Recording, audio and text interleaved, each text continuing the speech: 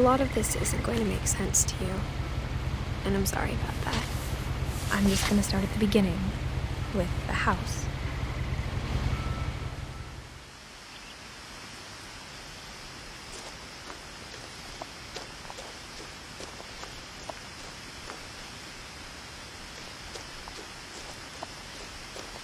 I lived here until I was 11, but I wasn't allowed inside half the rooms.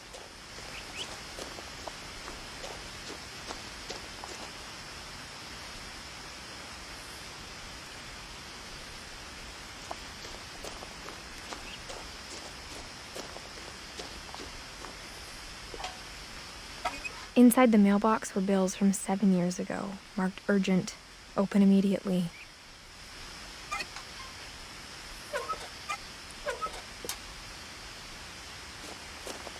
I hadn't been back since my brother Lewis's funeral.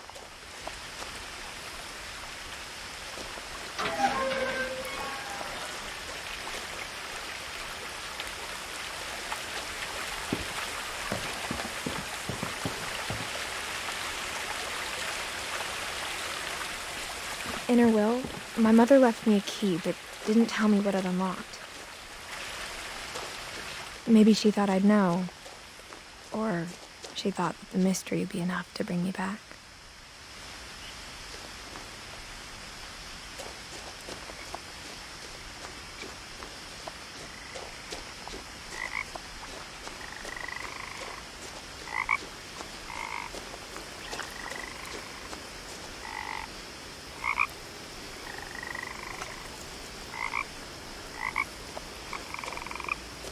The truth is, even after I inherited the house, I never thought I'd come back to it. But now I had questions about my family that only the house knew the answers to.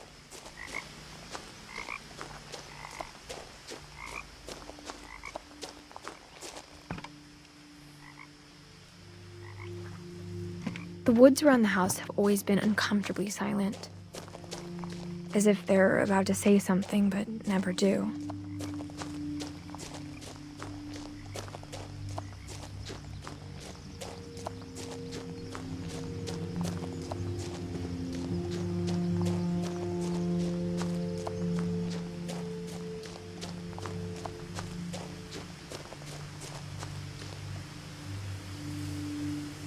The house was exactly like I remembered it, the way I'd been dreaming about it.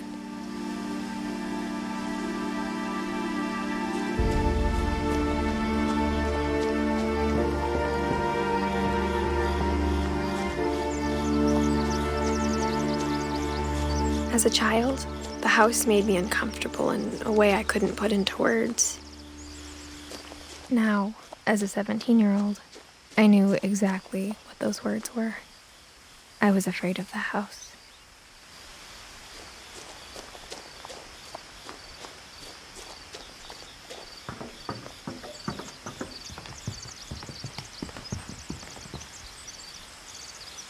I hoped the key might unlock the front door.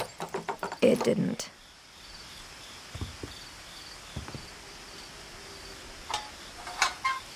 Looking in, I felt like the house itself had been waiting for me.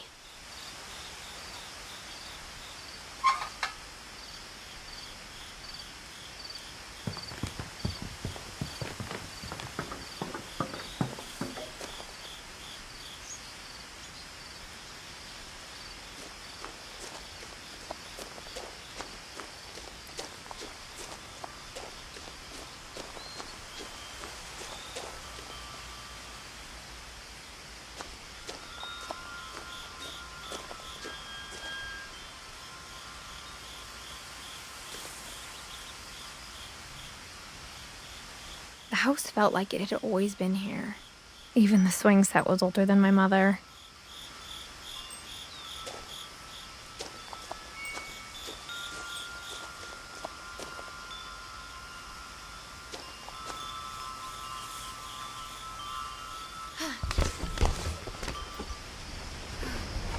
Crawling through the doggy door used to be a lot easier when I was 11.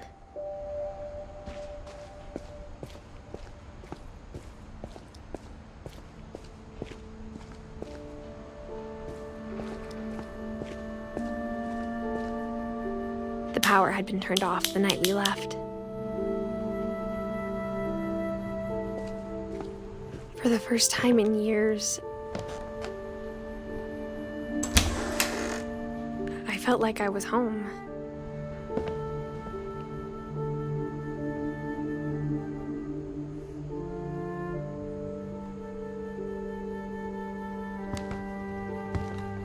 But instead of a family, there were just memories of one.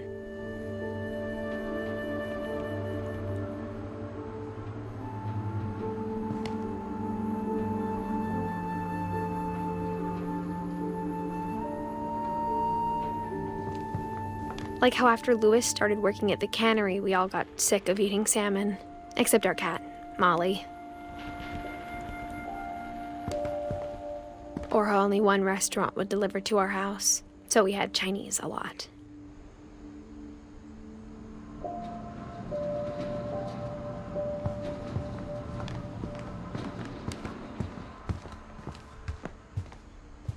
The table was still a wreck from the night we left. It was like a bomb had gone off, killing everyone but sparing the furniture.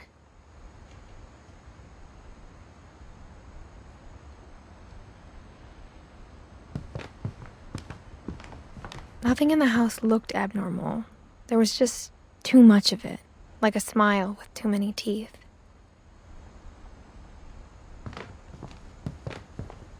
Even the fireplace had a story.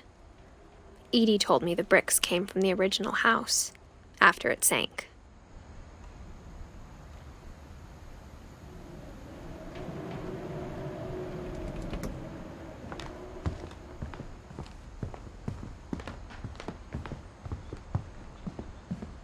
Mom always told me to stay out of the basement, so I wasn't too surprised when the key didn't fit.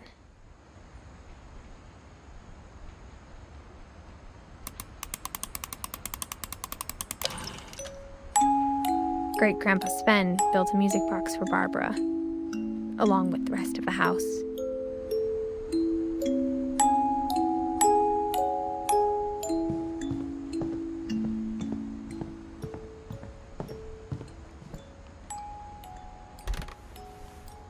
Edie told me once that every Finch who ever lived is buried somewhere in the library.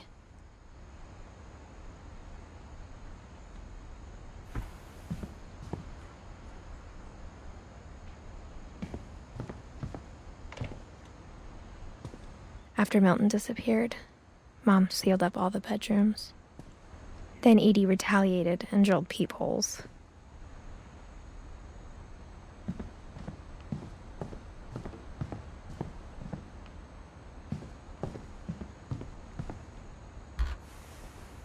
My Grandpa Sam spent 7 years sharing a room with his dead brother, Calvin.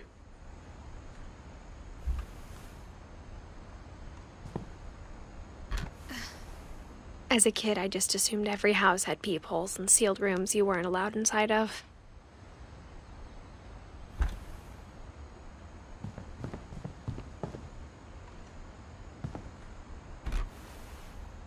The last time I was in Edith Sr.'s room, I was 10 and she was painting my portrait.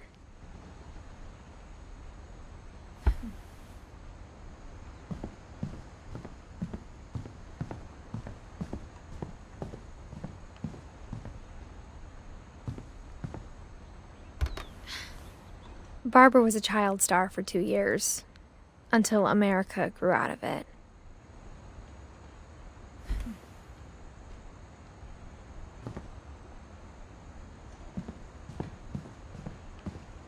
Mom must have locked the third floor stairs on the night we left.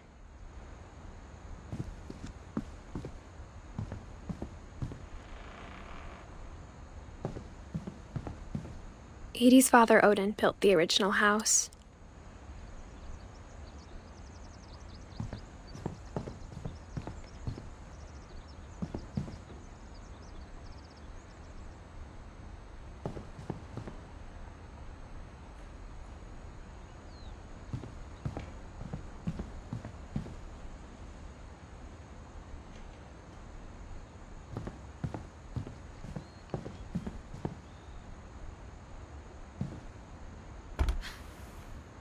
Molly always seemed like a girl I could imagine being friends with, if she hadn't died in 1947.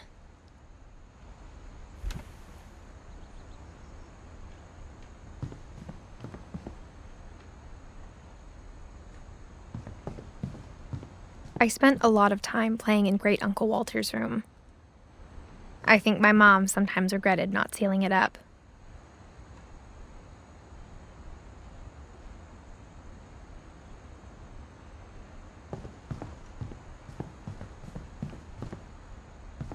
Lewis told me there were secret passages, but I never believed him.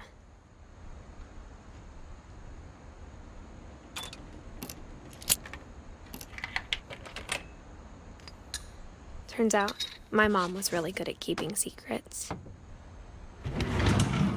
Now it was time to find out what my mom had been afraid of.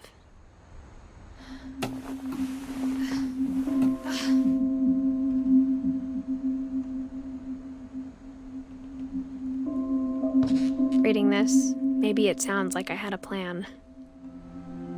From the paintings on the wall, it was clear my brother Milton had been here before me.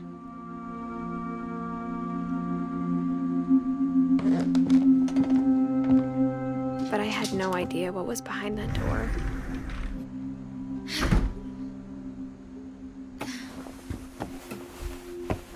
Just like I had no idea where all this was gonna lead.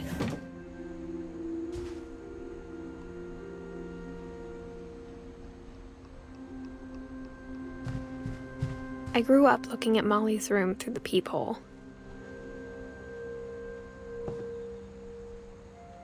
Molly's gerbil had a tiny bedroom with its own even tinier gerbil cage. Being inside for the first time, I felt like I'd stepped behind a painting.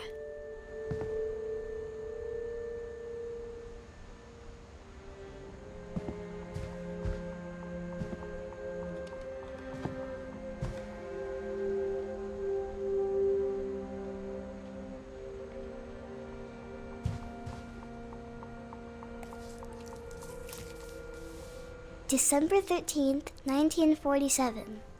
Dear Diary, I'll be gone soon, but I wanted to tell somebody about what's gonna happen. It started when Mom sent me to bed without dinner. I woke up and I was starving, so I looked around for something to eat. The gerbil food was dry, but I didn't mind it.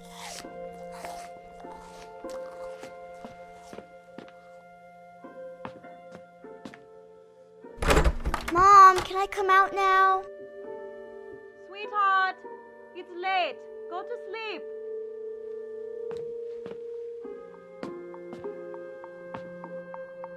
My Halloween candy was all gone.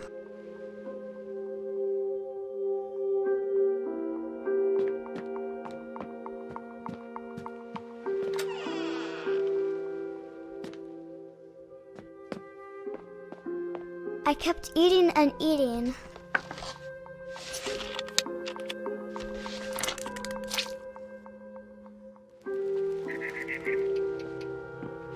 I ate a lot of things that night.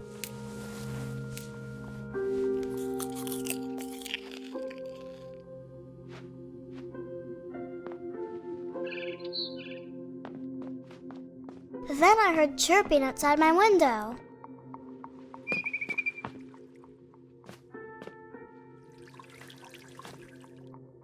I thought about eating Christopher, but I held back.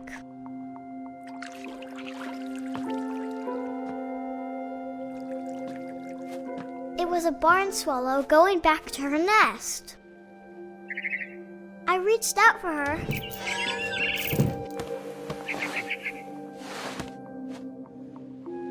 And suddenly, I was a cat.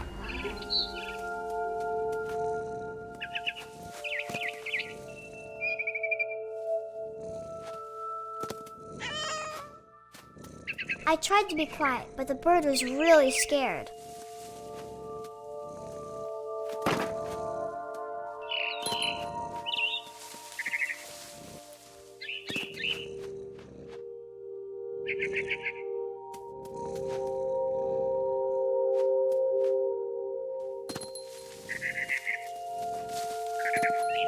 Mom and Dad didn't even look at me.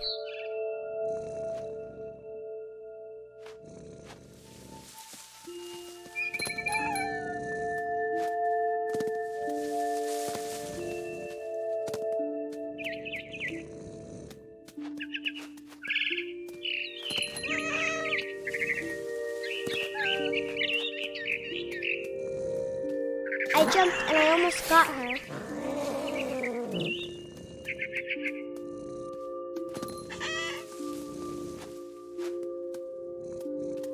I could tell she was getting really tired.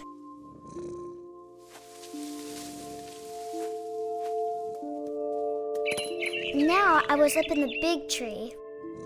I promised Dad I wouldn't climb it anymore. All I cared about was eating that mama bird.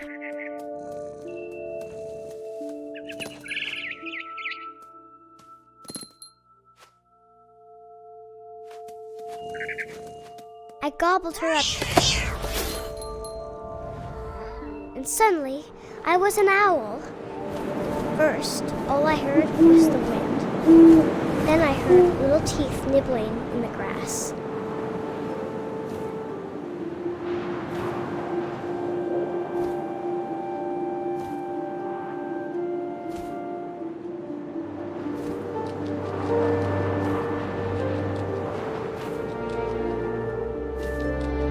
Rabbits.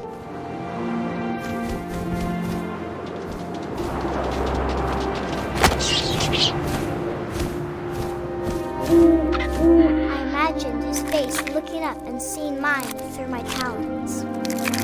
I swallowed him up, and I didn't chew one bit. Then I flew off to find something bigger.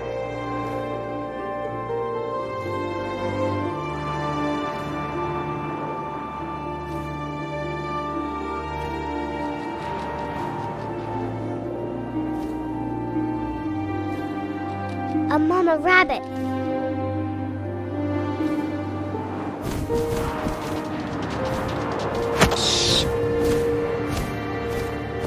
She was almost too big to carry.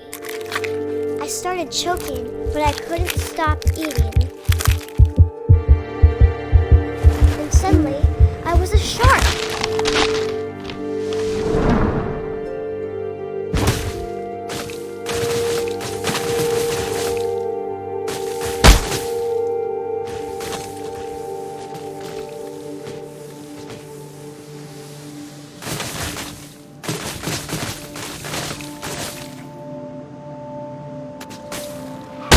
I rolled off a cliff and into the ocean.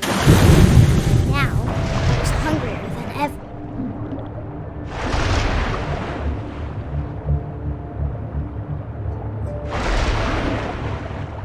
I wanted fat, juicy seals.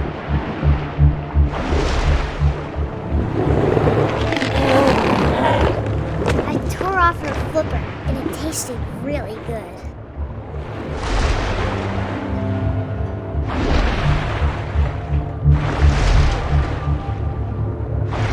Grabbed on tight. But I was so hungry, I jumped out of the water. When I opened my eyes, everything had changed.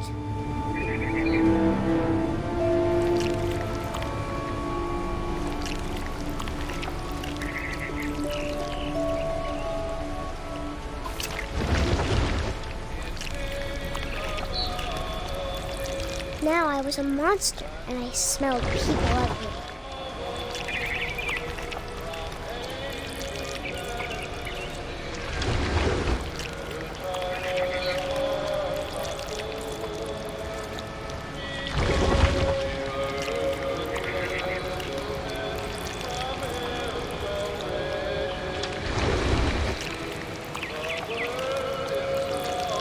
I was big, but I moved real quiet.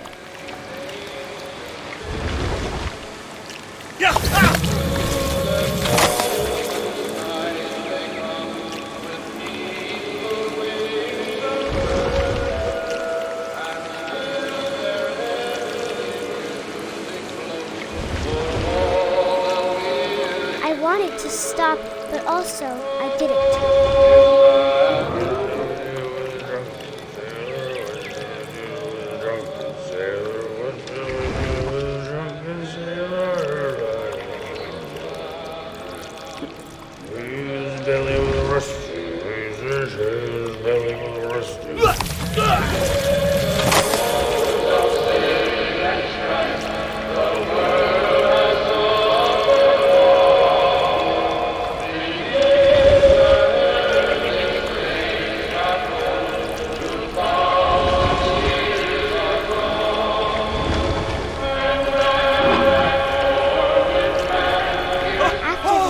passenger, I was still hungry. And across the water, I smelled something new. Something I had to have, so I swam towards it.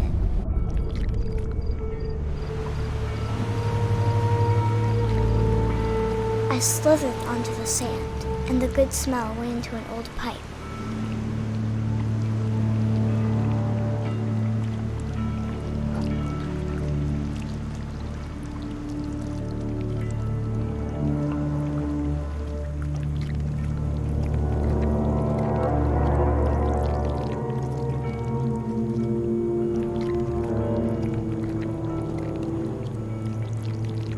I got closer and closer.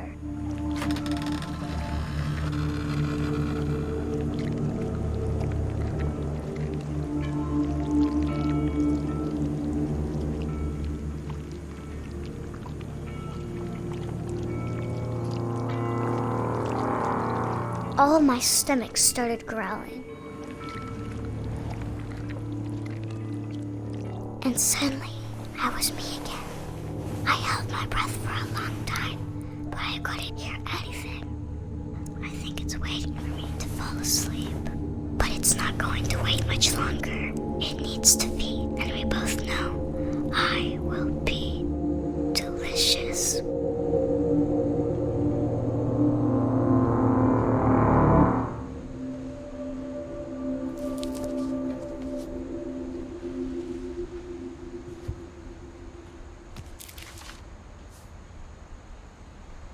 I'm not sure if I believed all of that, but I'm sure Edie would have.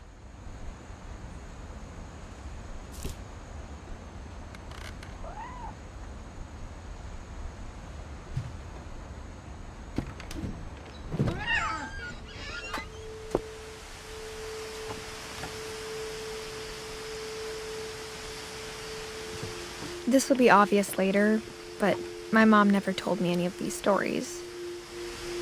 Edie would have, but Mom didn't like bringing up the past.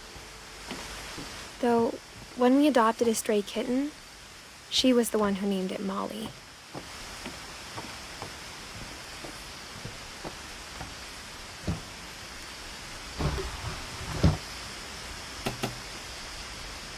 I spent a lot of time in Great-Grandma Edie's room.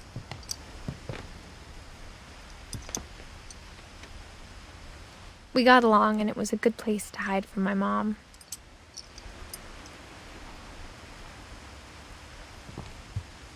Edie knit me a new pair of gloves every year, just in time to replace the old ones. Louis died a week before we left, but Edie had already started to memorialize him.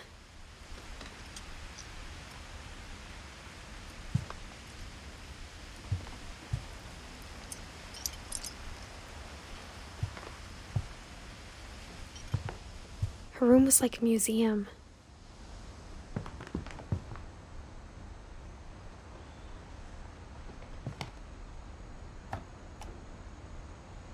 For 500 years, the Finches have been famous throughout Norway for their fortune and misfortune. Odin Finch buries the latest victims of the family curse, his wife Ingeborg and their newborn son, Johan. On January 7th, 1937, he set sail with his family and his house, hoping to leave the curse behind. But 40-foot waves off the coast of Washington send the house and Odin to the bottom of the sea. Odin's daughter Edie, with husband Sven and baby Molly, step ashore on their new home, Orcas Island. Odin Finch is the first to be buried in the new family cemetery.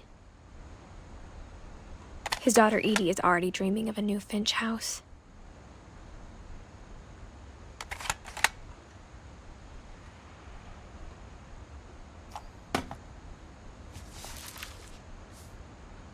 Whatever's wrong with this family, it goes back a long ways.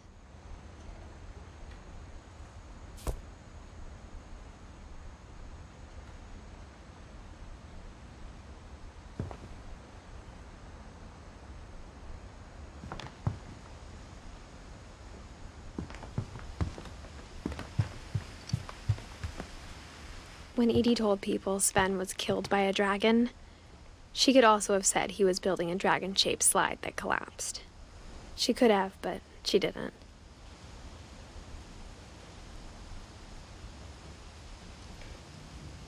Even in her 90s, sometimes Edie seemed a lot younger than my mother.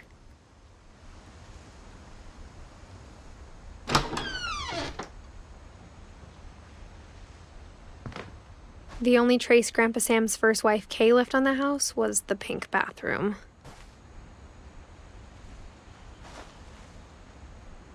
It was a pretty big trace.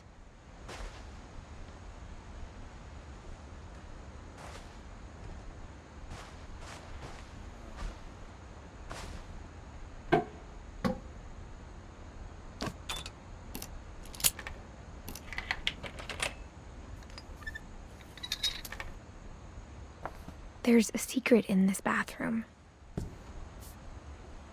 It's in the last place you would look. It isn't in the cupboard. It's hidden in this book.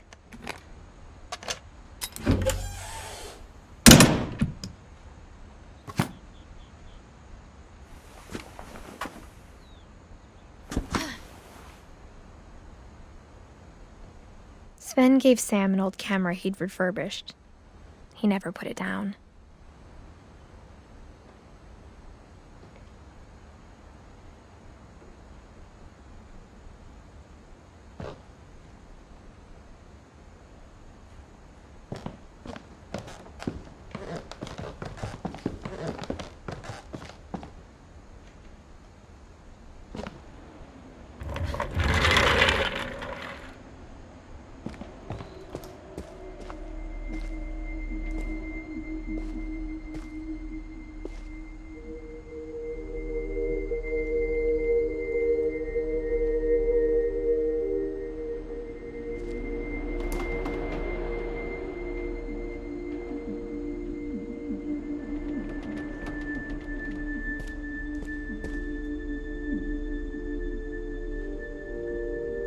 I knew Grandpa Sam had a twin.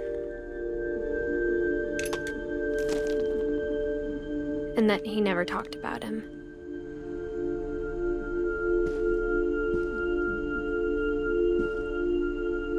I guess my grandpa didn't like history any more than my mom did.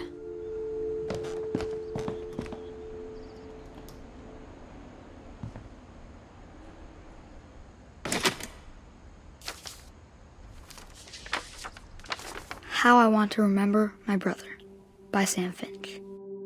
The thing I remember is that when he made up his mind, that was it. My brother said he'd die before he ate another mushroom, and he did. At Barbara's funeral, we swore we'd never be afraid again, and he wasn't. I think Calvin always wanted to fly.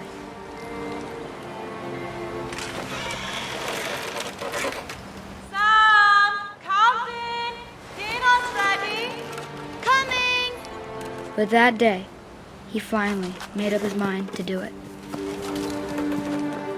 I told him going around was impossible.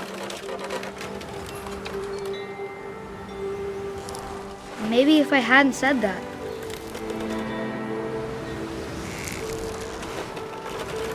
Calvin, I'm not gonna tell you again. Or maybe if the wind hadn't picked up. Then maybe he'd still be here. But I doubt it. I think he'd already made up his mind. That's what I want to remember about my brother.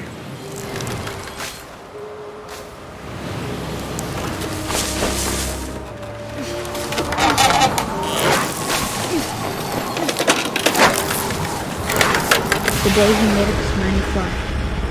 And he did.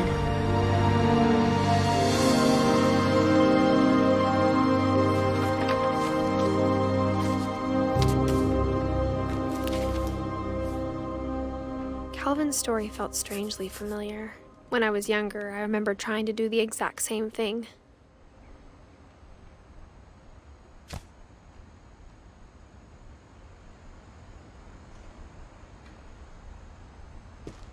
After the funeral, Edie roped off Calvin's half of the room.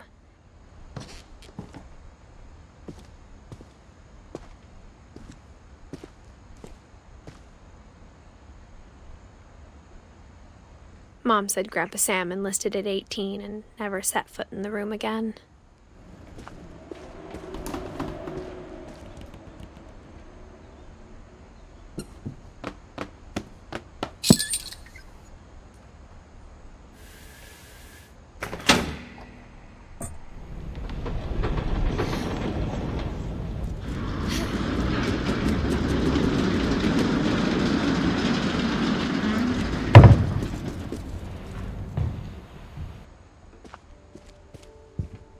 The passages were a pretty tight fit.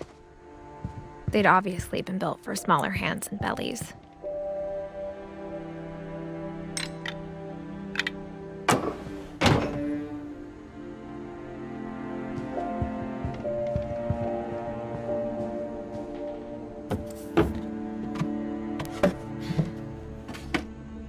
Growing up, I always thought of Barbara as a child star.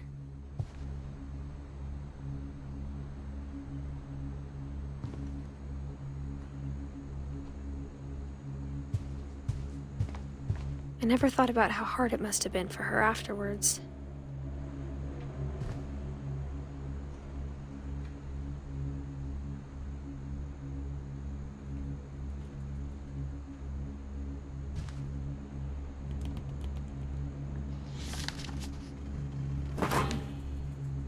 Of all the stories people wrote about Barbara's death, I'm surprised Edie saved this one.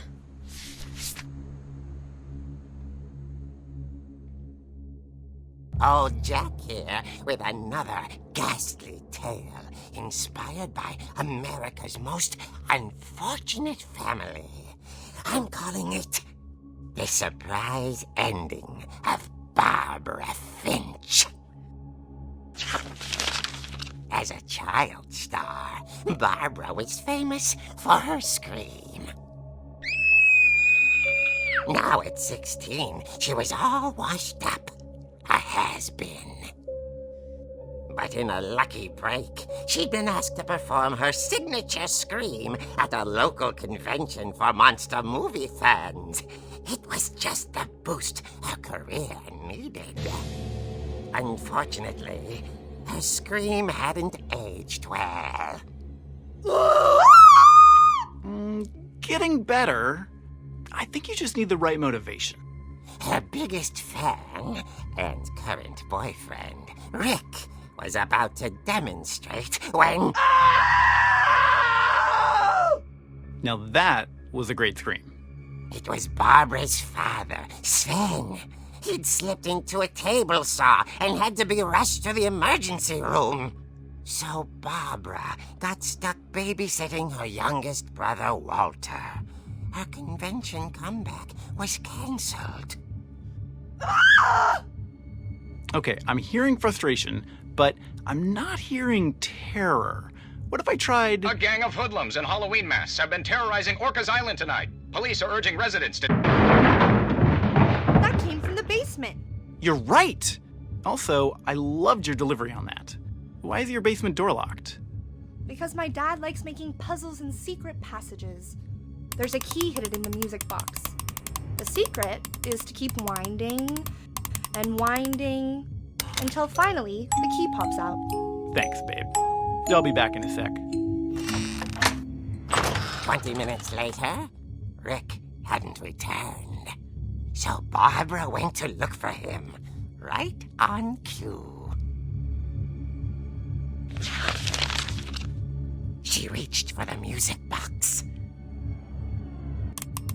And as she wound the key, she listened for Rick, but the house was silent.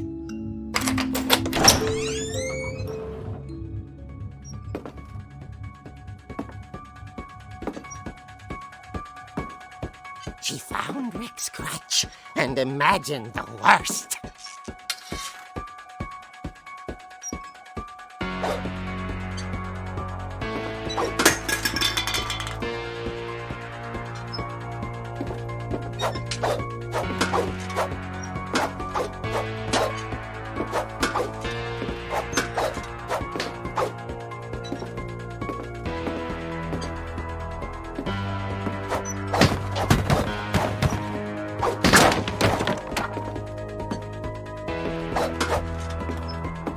The gang's leader is the infamous Hookman killer, Dr. Carl Hamill, who impaled and then ate his family 10 years ago tonight.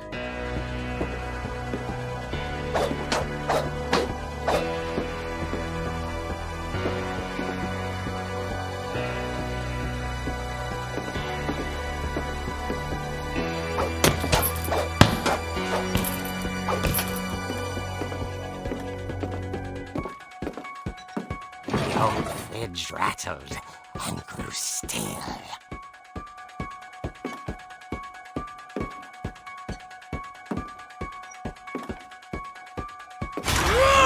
Oh dear! Oh! Rick? Barb, relax. I was just trying to scare you to help you find your scream. Well, I'm not scared, Rick. I'm furious. Then act furious. All I'm getting from you now is that you're hurt and confused and She threw him out, but she kept a little something to remember him by. Barb, have you seen my other crutch? And she was still holding it when she fell asleep watching the late picture show. Hours later... Barbara! Walter, what's going on up there? Ah! Okay, I'm coming up, but if this is a trick, you're dead, Walter.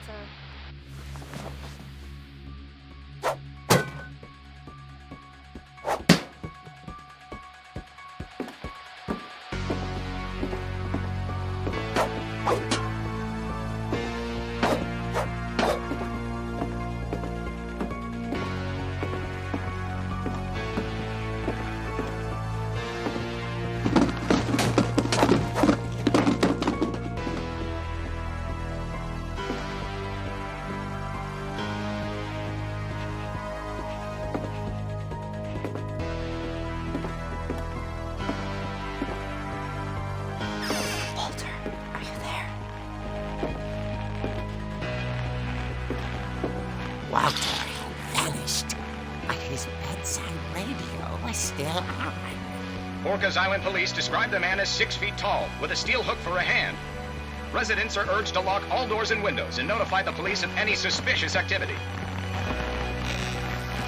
Barbara turned, saw the hookman, and was speechless. He was quite smashing.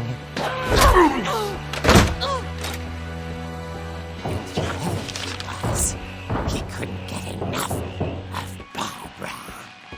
Okay, Barbara, there's gotta be another way out of here. That night, she played her part beautifully.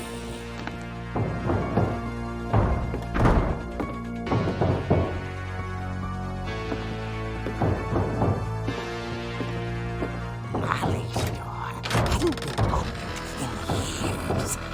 The hinges groaned.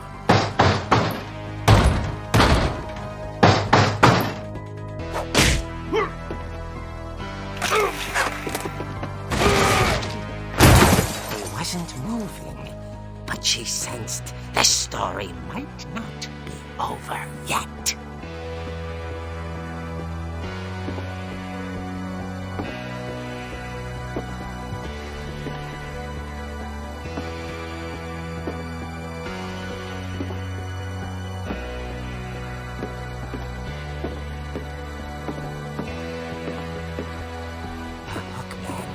Vanished. She listened for his breathing, but all she heard was...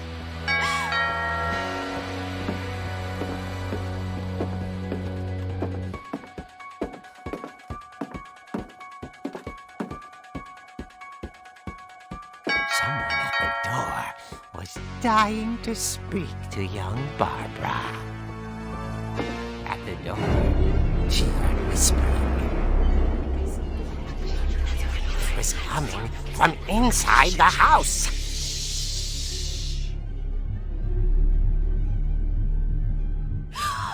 Oh dear. Surprise! Bravo, Barbara! You were wonderful! The monsters had come to surprise her. For Barbara, it was a dream come true. Then she saw what kind of monsters they were, and she realized what was about to happen. She was going to be famous. And with her final breath, Barbara Finch gave the performance of her life.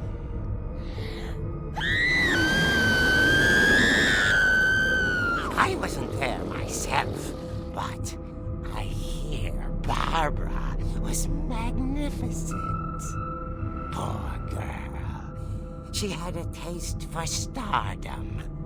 But unfortunately, so did her fans. Of course, the police blamed it all on poor Rick, who disappeared the same night. And little Walter, hiding under his bed the whole time. He took it all pretty hard, but that's another story. As for Barbara, tucked inside the music box is all they ever found of her. Her ear. Now that's what I call a real eerie tale.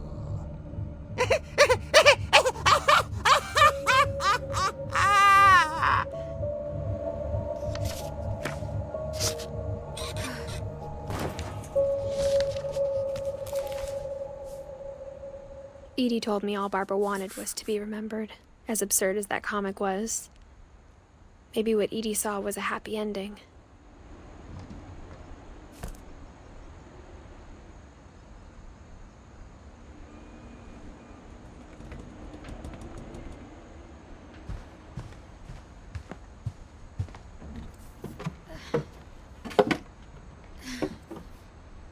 I guess now I know why Mom didn't like me playing with the music box.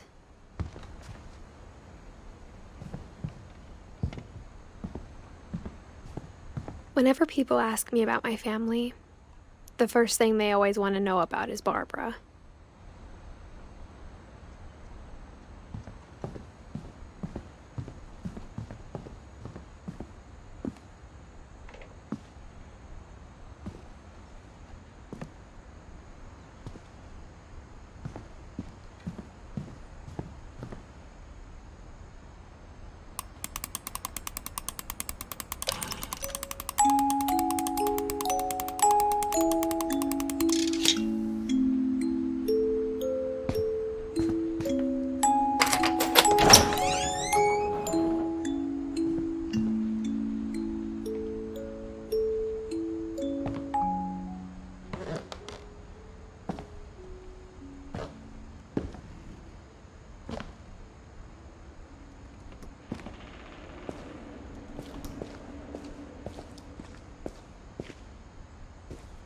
Mom said the basement was off limits, unless I wanted another tetanus shot.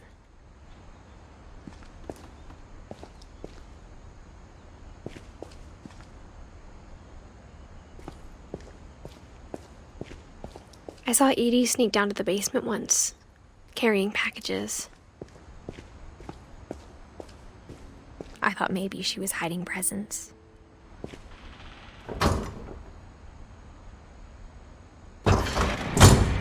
It turned out she was hiding a lot more than that.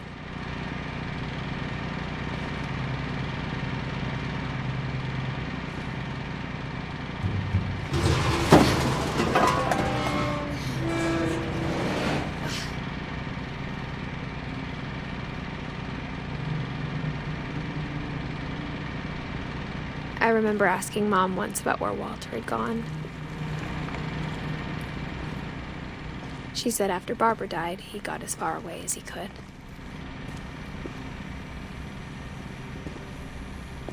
If there's a pattern in all these stories, I think it's that none of us has gotten very far.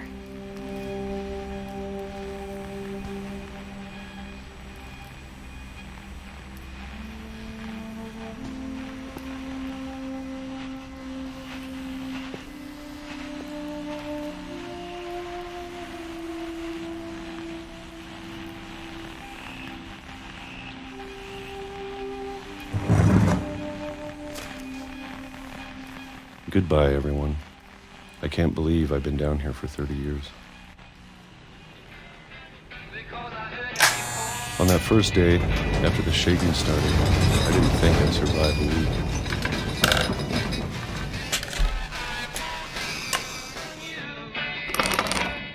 But after a few days, I settled into a routine. That's what kept me sane. Having a schedule, living for today. I always expected to be dead tomorrow. But if you wait long enough, you get used to anything.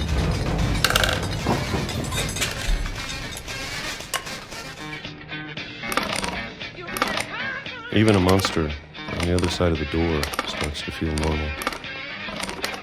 Almost friendly.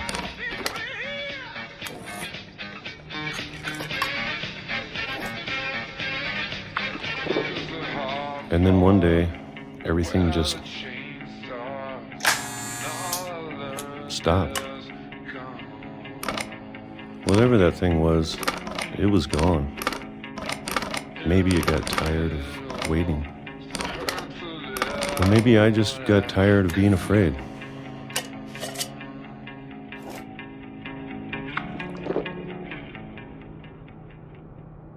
It's been a week now, the longest in 30 years. I'm done waiting. I have to leave while I still can.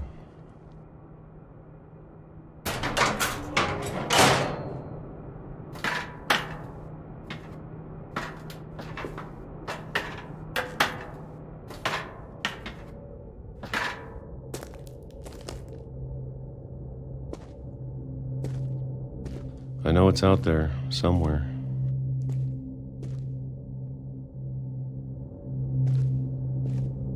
Whatever killed Barbara and Molly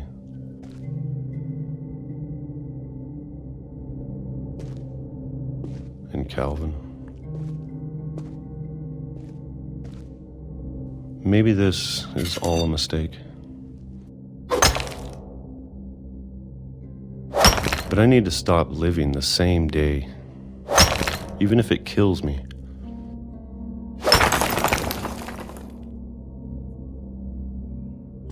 Whatever's out there, I want you to know I'm ready for it. I'm going to appreciate all of it, especially the food. I don't mind if I only have a year left, or a month, or a single week. I'd be happy with one new day. I can already imagine the sun on my face.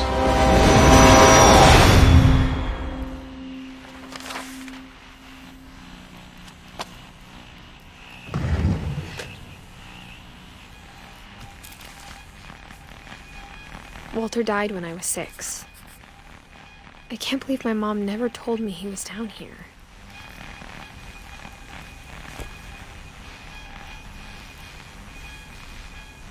I'm sure my mom was trying to protect me.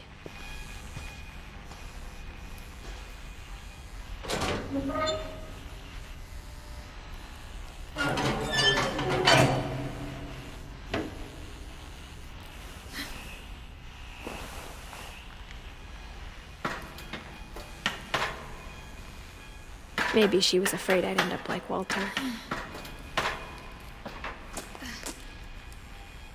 But if she never told me about an uncle under the house, I can only imagine what else she was hiding. I don't want to make the same mistakes she made. Trying to bury something that's still alive.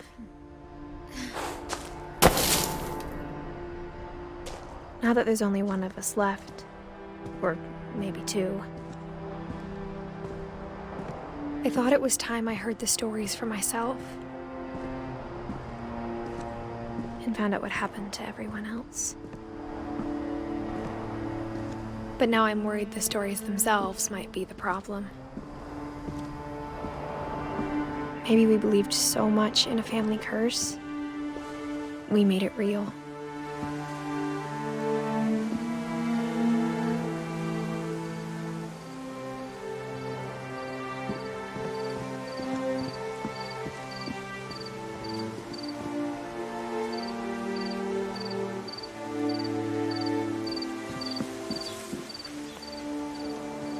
I don't know if I should even be writing this.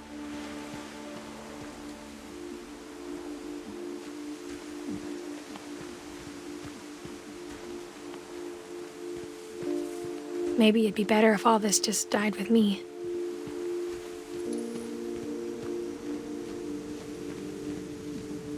But I thought you should know about your family.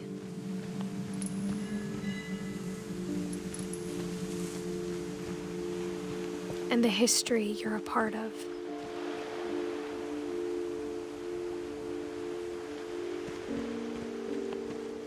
Though to be honest, I feel as lost as you probably do right now.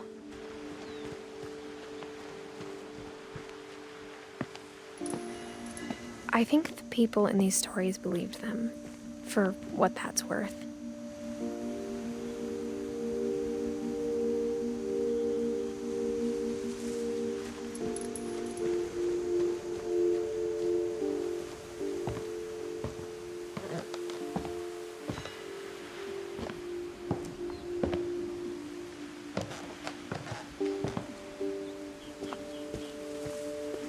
And when you look at the house, that history of imagination and stubbornness and madness, any of it seems possible.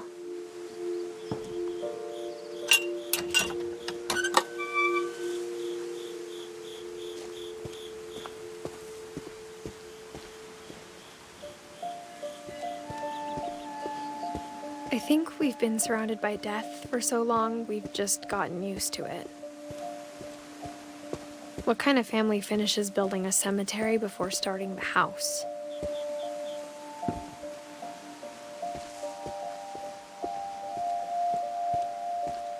It's embarrassing for me to admit this, but the pet cemetery made me more uncomfortable than the human one. 3 of the gerbils were mine, and 2 had been my fault.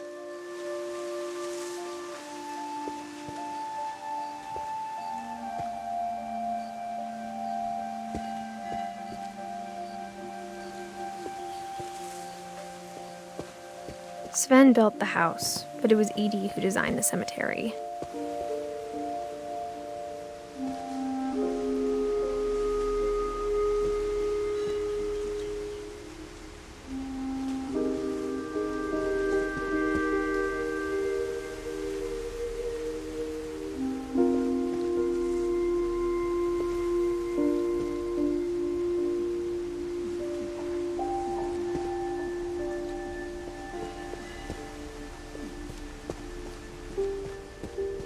I'm sure Odin's monument had been Edie's idea.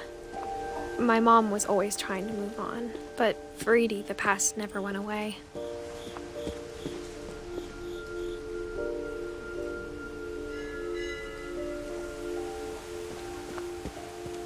She could see it poking out of the water at low tide.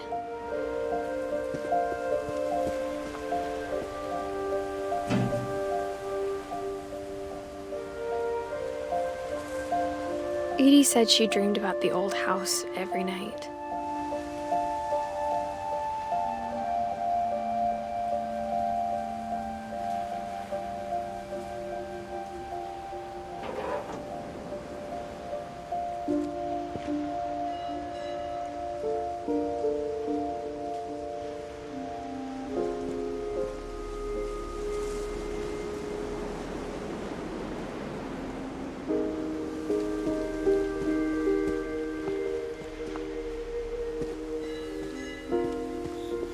Edie's side was always easier for me to understand. But the older I get, the more I can see where my mom was coming from. Her dad had been pretty strict, but it wasn't enough to save her brothers. She was just trying to do better.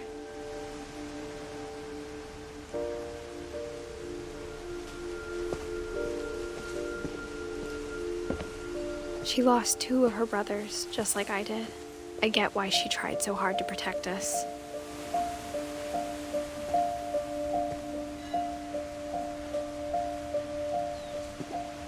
We never found Milton's body, so my mom insisted we were putting up a monument, not a tombstone.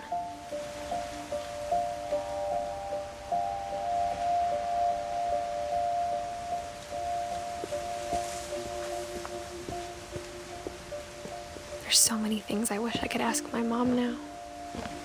Part of me thinks this is what she wanted all along. For me to come back someday and find everything out for myself.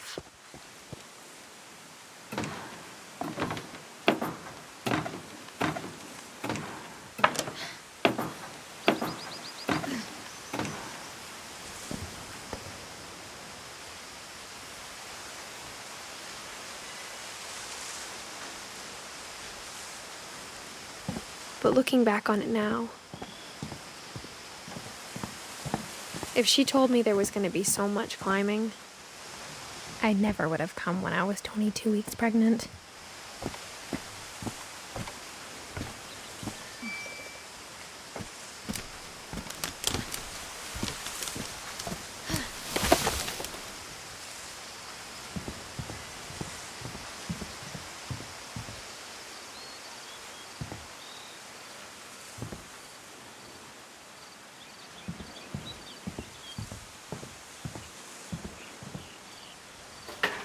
I never met Grandpa Sam, but I think he and my mom had a lot in common.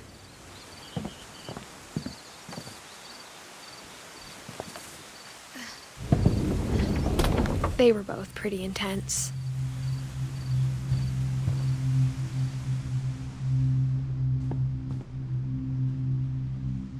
Instead of hiding from death, Sam seemed to go out of his way to meet it.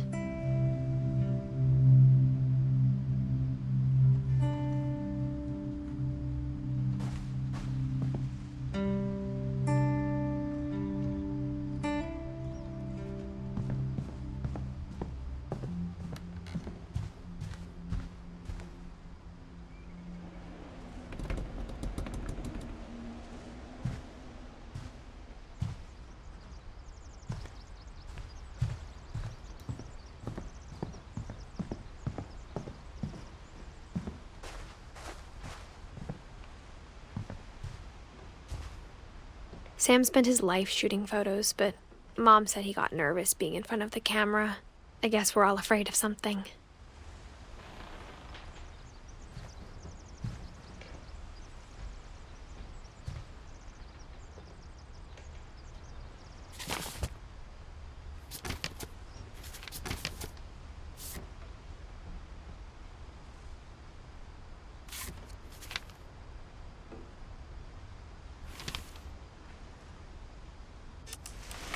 Dawn, I promise, you'll never forget this weekend. Yes, sir. These memories are gonna last a lifetime. What? Am I gonna have to shoot anything? It's a hunting trip, Dawn. Shooting is strongly encouraged. It's too early, Dad. Perfect. It's gonna rain the whole weekend, isn't it?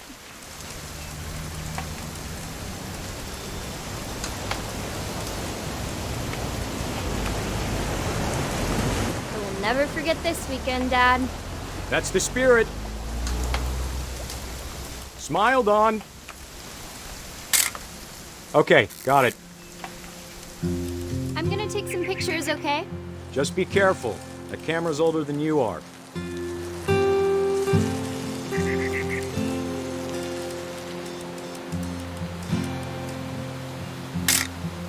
Aw. You're right, Dad. It's starting to clear up. Still freezing, though.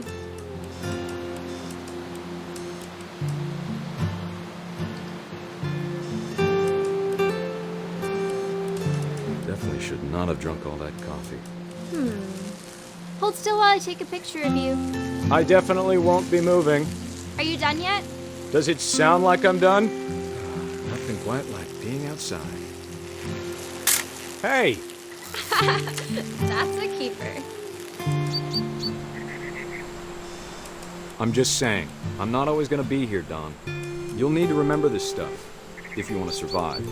I'll be fine, Dad. You know who else thought he was gonna be fine? Some guy who died. Don, I'm being serious. I know, Dad. You're always serious. Doesn't being out here make you want to chill out? Well, to tell you the truth, I haven't been out here in 20 years.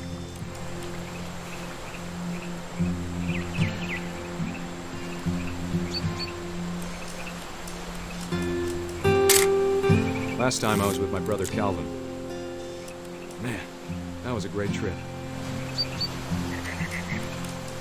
Your grandpa Sven taught us how to fish, how to build a fire. Don, don't you think you could find something more interesting to photograph? We found an old logging trail. There were deer everywhere.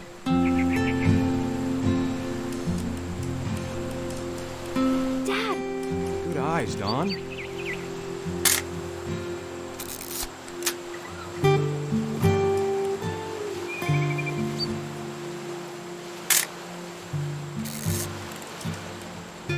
Before you take the shot, let me get a picture of you.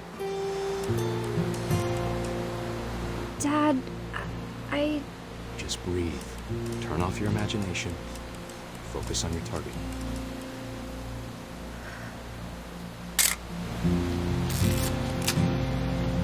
Let me get behind you. Do I have to do this? Don, you don't have to do anything. But if you want to survive, you'll need to be strong.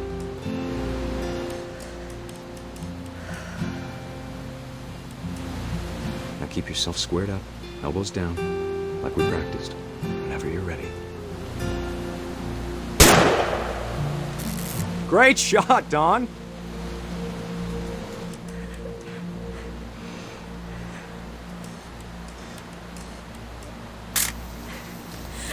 I'm proud of you, Don. Always remember that, okay? Dad, it's twitching. I think That's it's totally normal, Don. Just focus on the camera. Try not to think about— Dad!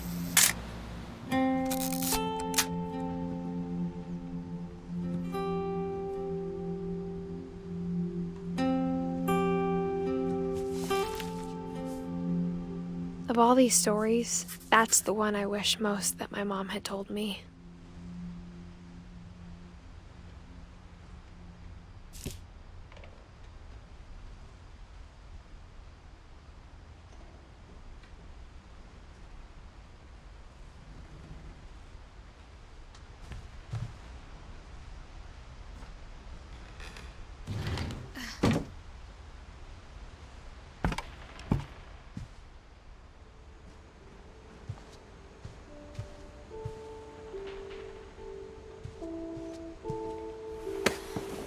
After Sam died, my mom and Edie got really close. They'd both lost a lot.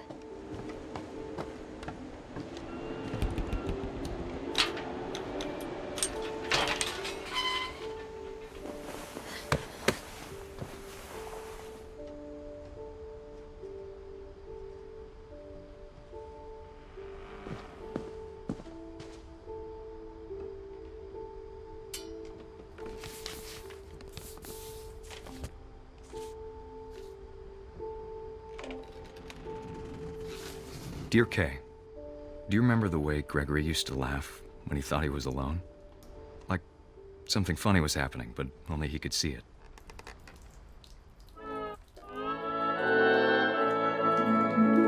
I think he saw things the rest of us don't.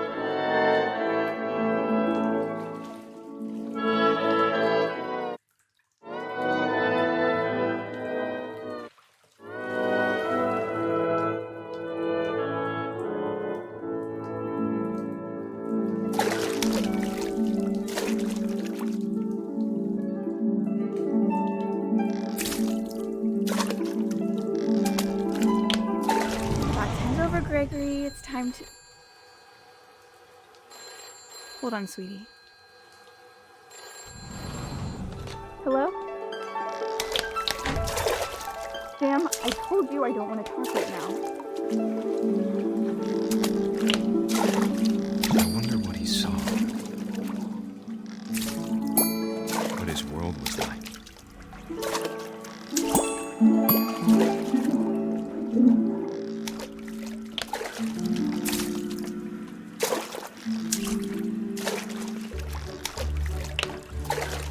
He reminded me so much of Calvin.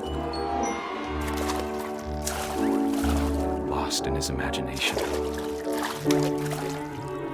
Whatever it was he saw, it sure made him happy.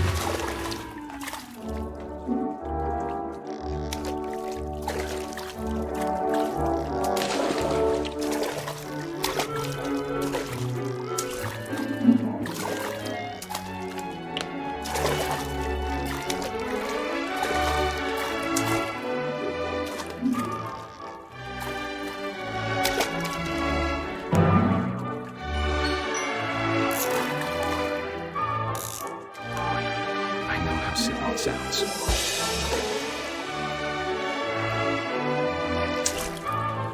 But I worried about a baby being too happy.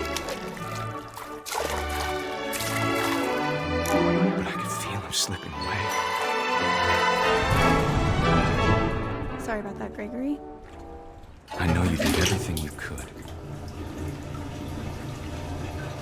Maybe if I hadn't called that night.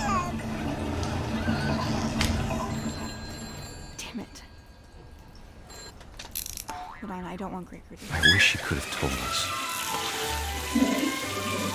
about the world he saw.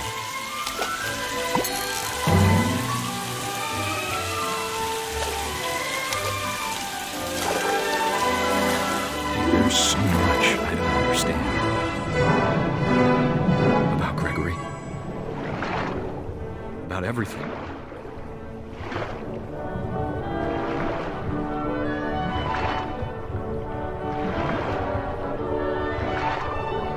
Know what happened wasn't your fault.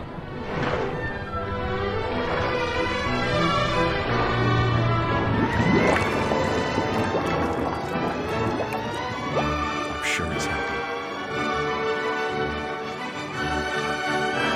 And he'd want you to be happy too. Good luck, Kay. Love, Sam.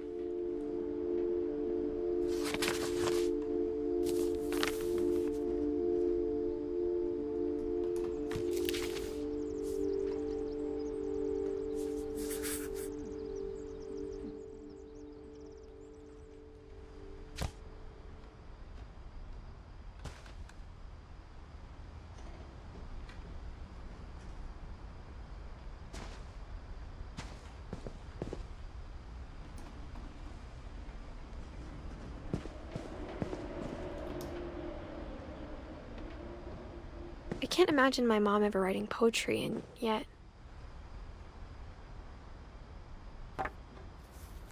A poem for Gus, who always said the wedding was a bad idea.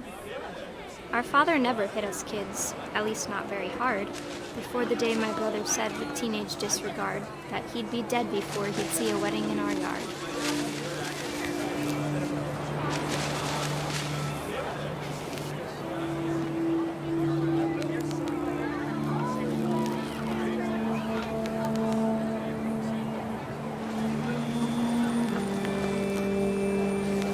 Father made him come, of course, but Gus stood far apart, just flew his kite and bottled up the storm inside his heart.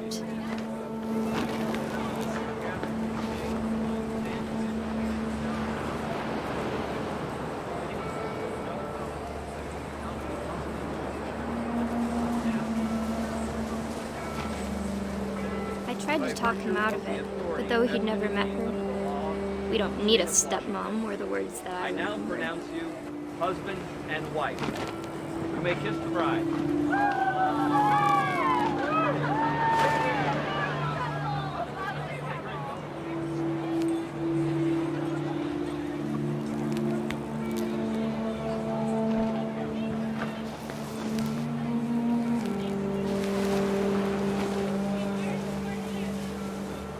When the time for photos came, Dad ordered him to come here.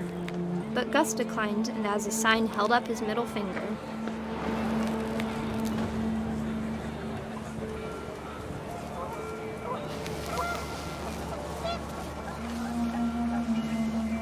wind picked up, and panicked geese appeared and quickly went. But all the humans did that day was go inside the tent.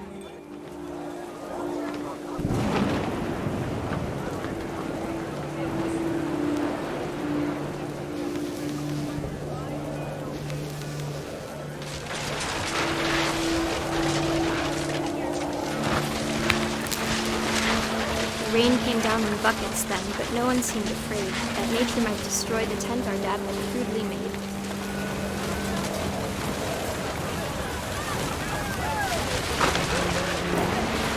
The thunder sounded much too close and full of angry power.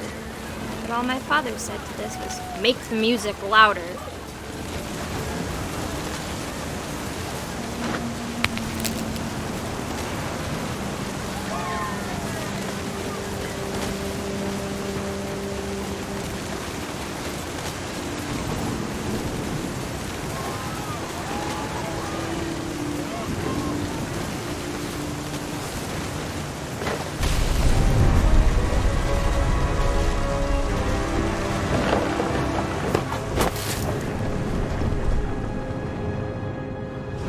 I wish that I could truly say I thought about you on that day. Out there on the beach alone, just you, the wind, the sea, and foam. But I didn't, until we found you.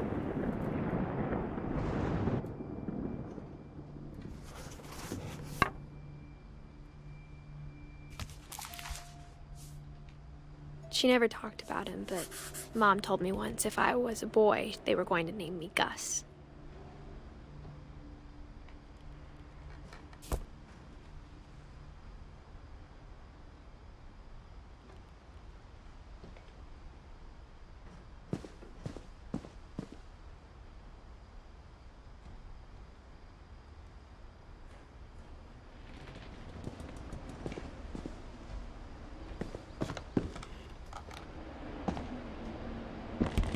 My mom moved up to the loft after her brothers died. At the time, it was as far away as she could get.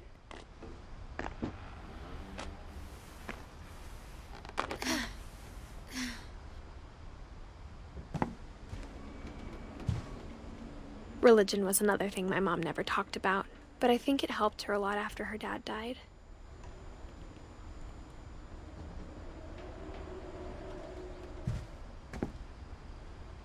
She spent a summer building houses in Calcutta, where she met my dad, Sanjay.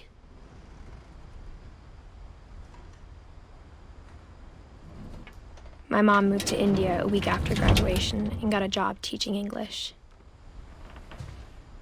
Louis was born a year later.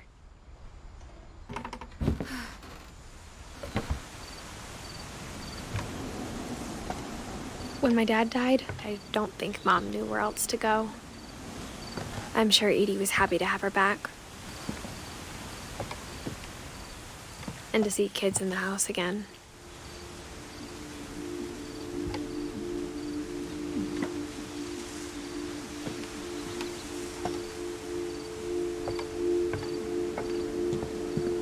The house had to get a little bigger, but Edie was used to that.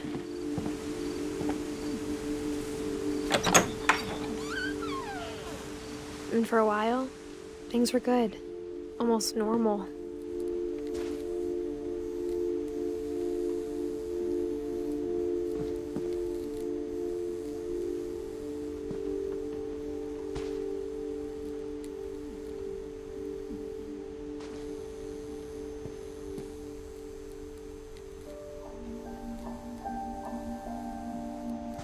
But it didn't last.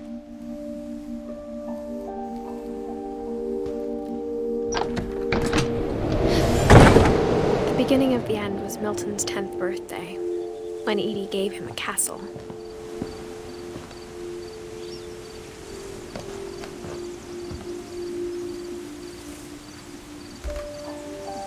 After Milton disappeared, the only thing he left behind was a room full of paintings.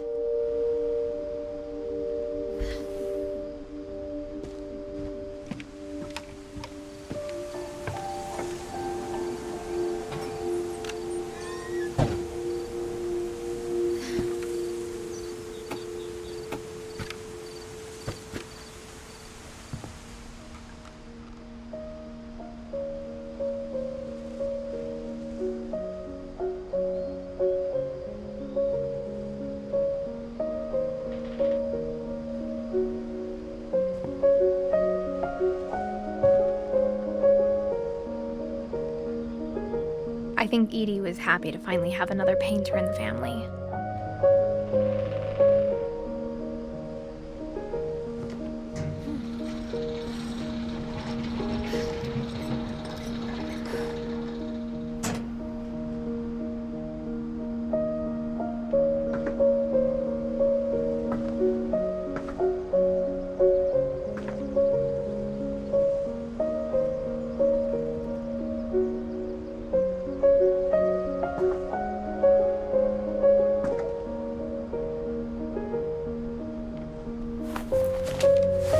Milton Finch in The Magic Paintbrush.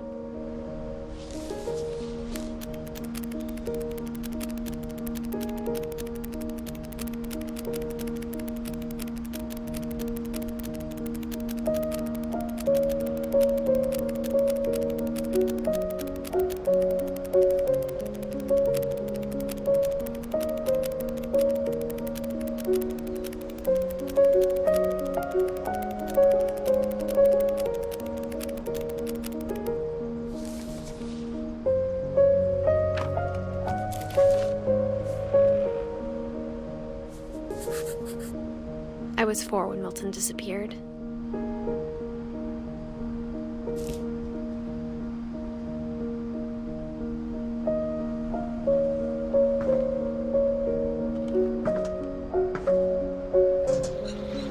Mom spent months searching for my brother. Then she sealed the doors.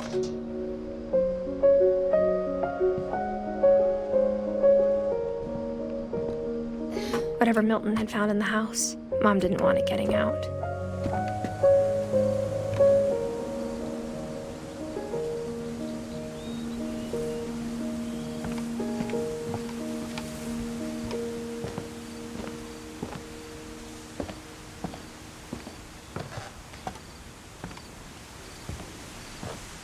Mom definitely blamed Edie, but I think Louis blamed himself.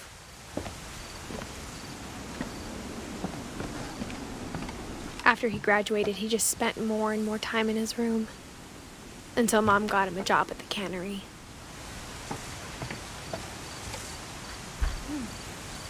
Everyone always told me to stay out of Louis's room, except Louis.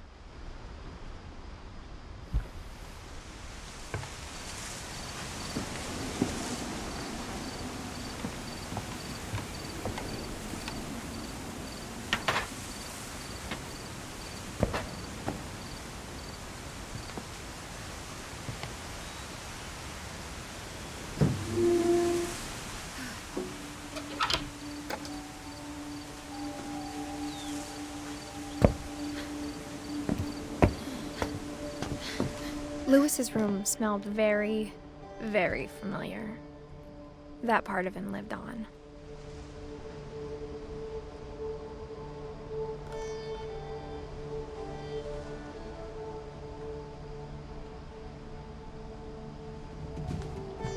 Louis and I spent a lot of time playing games together, but he was surprisingly bad at them.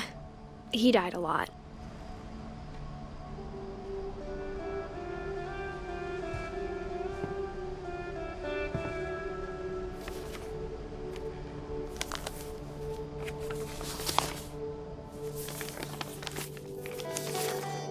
Dear Mrs. Finch, as Louis's psychiatrist, I can understand your desire for an explanation.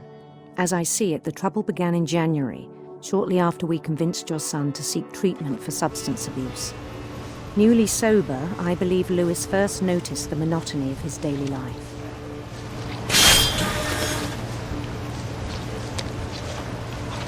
He kept working at the cannery, but he withdrew part of himself. In our sessions, I saw the same behavior. His mind began to wander. I asked him to describe it. He said he started small, imagining a labyrinth. He'd feel his way about. Then something moved. Bats. And toads.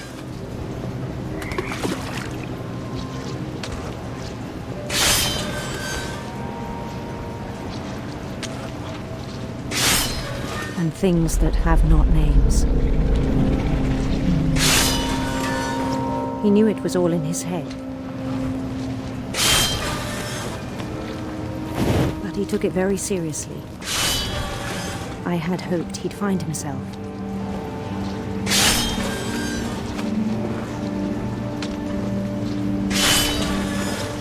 But he found something more. I worried about him then, daydreaming at the cannery. I spoke with his boss, but he said Lewis had become a model employee. Methodical, tireless, focused. Like a whole new Lewis. So I let him go on.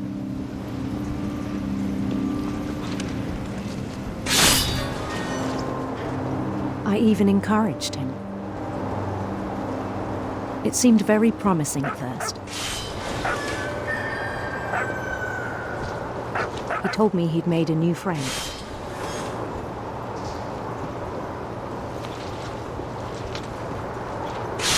On the edge of a city he named Lewis Topia.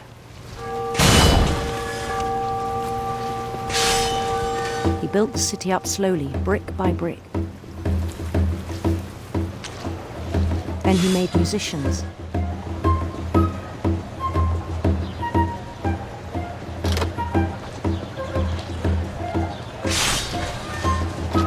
And songs for them to play. He talked about starting a band. And he was always humming something. Every day his imagination grew stronger.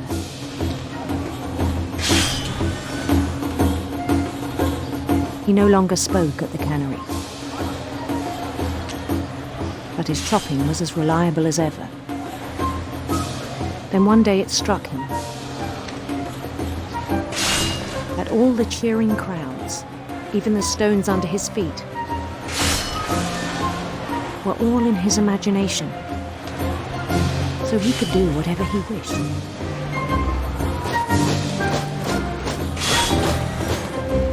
He held an election for mayor. And he won. They begged him to stay, but his mind was already wandering. It became a game for him.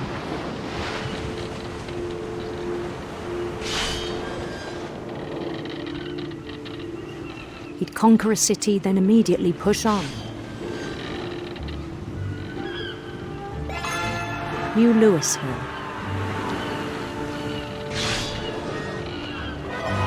St. Louis. He started drifting away from our reality.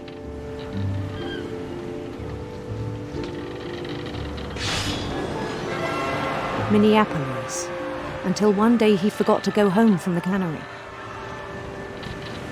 Even as his mother pleaded with him, part of Lewis kept sailing on.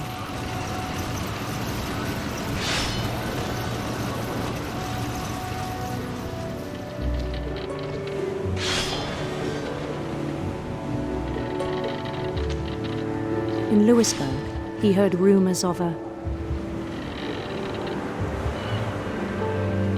handsome queen.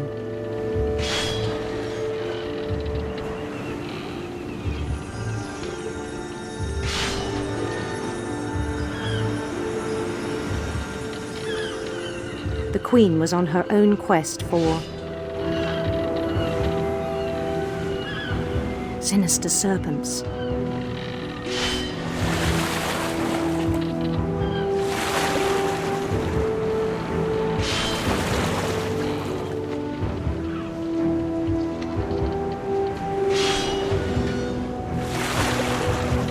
He followed the sound of her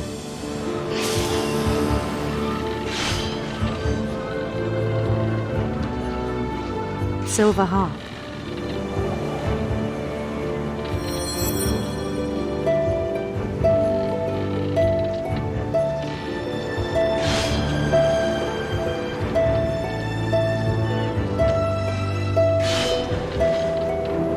His chase led him to a golden palace east of the sun and west of the moon. Even then, his logic remained sound. He knew the world was all in his imagination.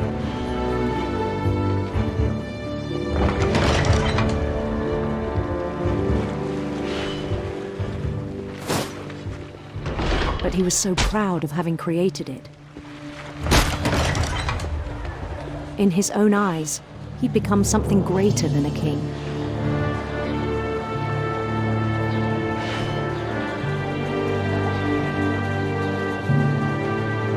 For someone who'd never known success in the real world, I think it was overwhelming.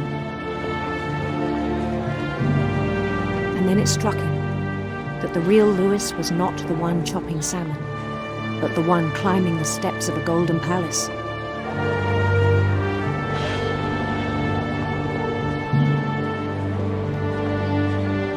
My imagination is as real as my body, he told me. It was hard to argue with him.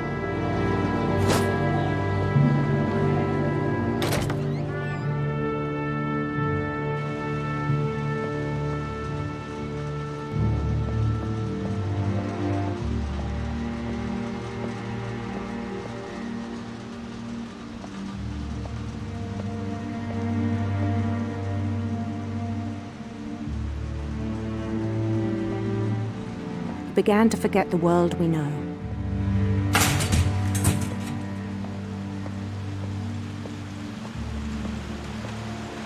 I think it pained him to remember Lewis, the cannery worker.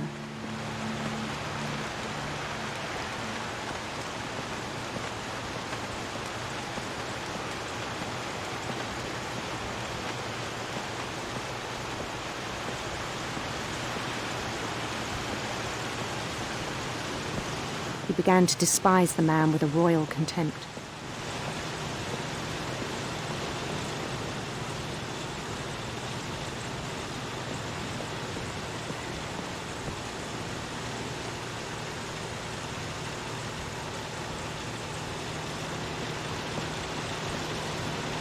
I still thought I could save him. Even after he said he was being crowned king over all the lands of wonder. The palace would be packed with his companions.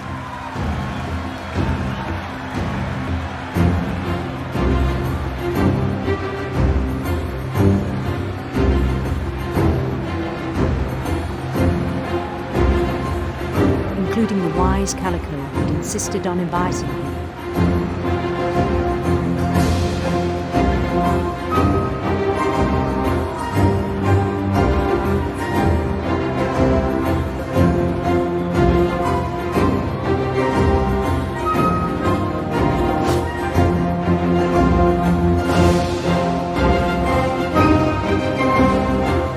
His queen waited, holding his crown.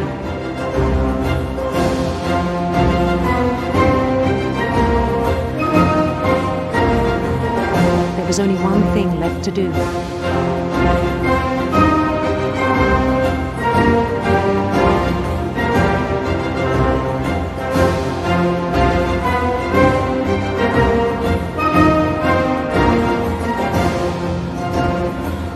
Bend down his head.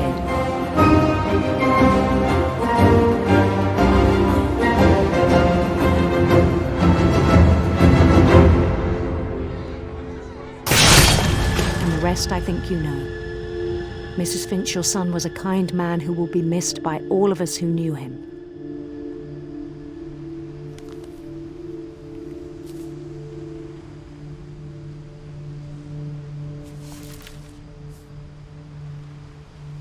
My brother was really cool. I wish you could have met him.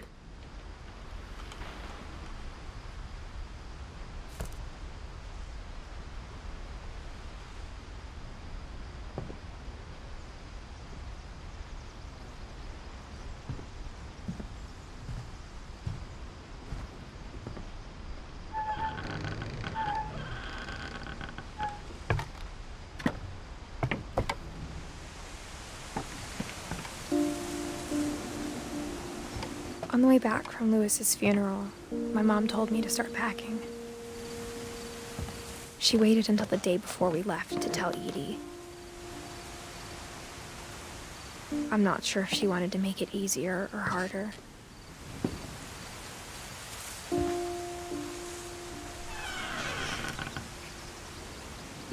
I wish we'd stayed. But I understand why we left.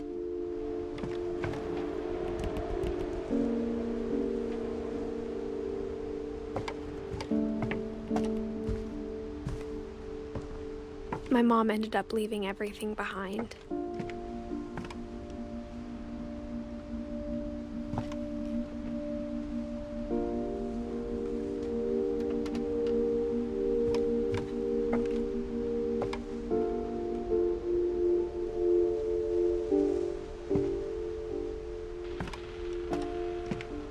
What happened that night had been coming for a long time. Maybe it should have come sooner.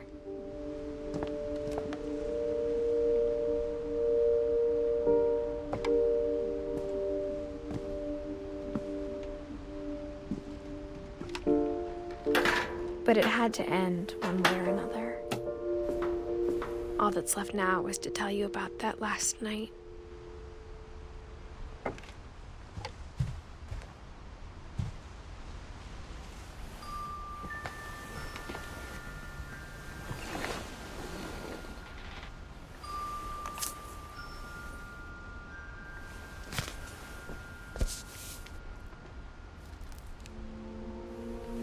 That whole last day, Edie just watched us pack and didn't say a word.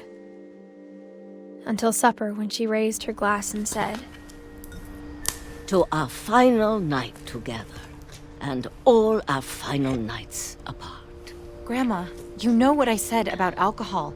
Some of your medications are very Edith, specific. I left a present for you in the hallway. Why don't you go open it? The grown-ups have to argue now. I'm sorry, you're right. We're all leaving tomorrow. Let's just enjoy our last... I'm not leaving. Edith, you're excused.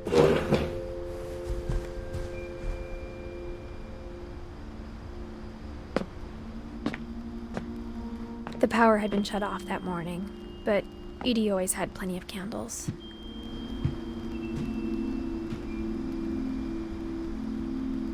When my mom sealed the library, I don't think she knew about the other entrance. Or that Edie had a key to it.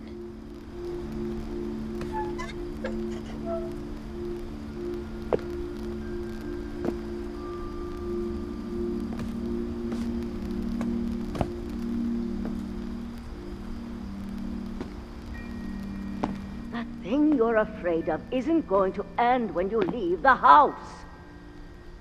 Edith has a right to know these stories. My children are dead because of your stories.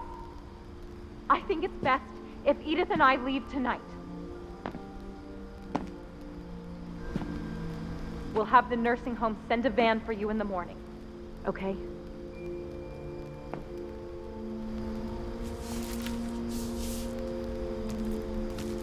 Dear Edith, there's so many stories I wish I could tell you, but there's only time for one. This is about what happened on the night you were born. That night, the tide went way, way out. It was the first and last time I ever saw the old house aground. There'd been an earthquake out in the middle of the ocean. They called it the lowest tide in 1,000 years. God, it smelled awful. You know, I've seen that house every day of my life.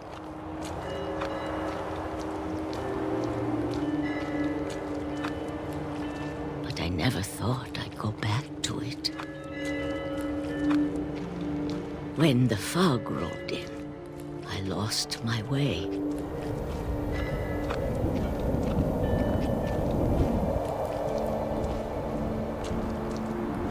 I got turned around.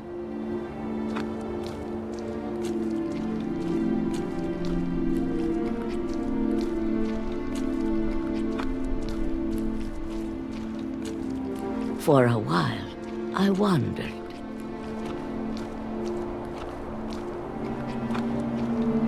I started seeing things.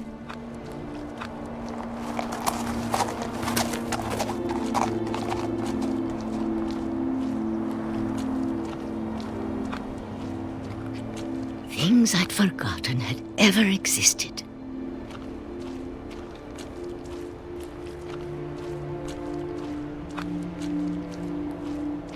But when I saw them, they felt like old friends.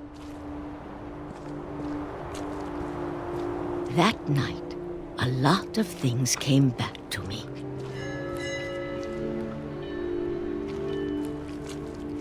Or maybe I came back to them.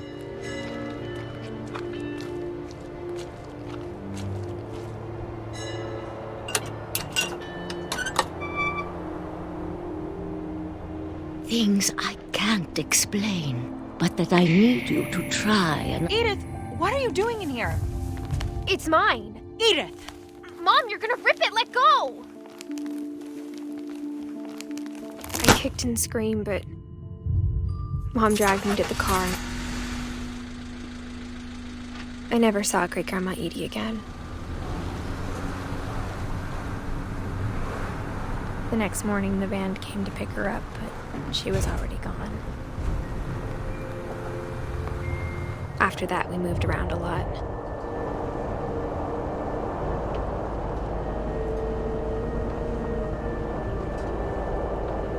We both tried to make the best of it.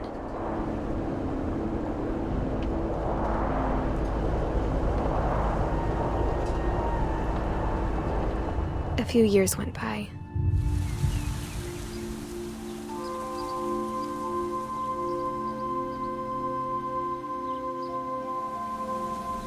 My mom didn't like to talk about it, but she started getting sick a lot. The rest happened pretty quickly. She got better for a while, and then she didn't. And then I was alone. The last Finch left alive.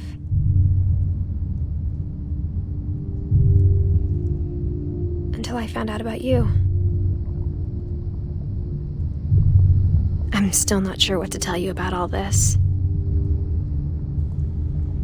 If we lived forever, maybe we'd have time to understand things. But as it is, I think the best we can do is try to open our eyes. And appreciate how strange and brief all of this is. This journal was supposed to be for you. But now I hope you'll never see it. I just want to meet you and tell you all these stories myself. But I guess if you're reading this now, things didn't work out that way.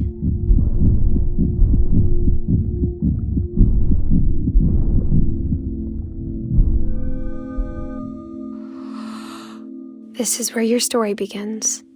I'm sorry I won't be there to see it. It's a lot to ask, but I don't want you to be sad that I'm gone. I want you to be amazed that any of us ever had a chance to be here at all. Good luck.